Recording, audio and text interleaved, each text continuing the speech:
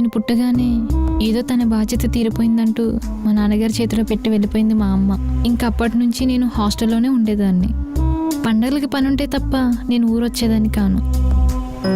మనిషిగా పుట్టినందుకు పక్క వాళ్ళకి ఎంతో కొంత సాయపడాలని మా నాన్నగారు ఎక్కువగా ఆ పనుల్లోనే ఉండేవారు. మా నాన్నగారి మంచితనం మరీ ఎక్కువైపోయిందేమో. కాలం యాక్సిడెంట్ రూపంలో వచ్చి 6 నెలల ముందు తీసుకెళ్ళిపోయింది. ఇంకప్పటి నుంచి మా ఇద్దరికి కష్ట సుఖాల్లో మేము మాత్రమే తోడున్నాం.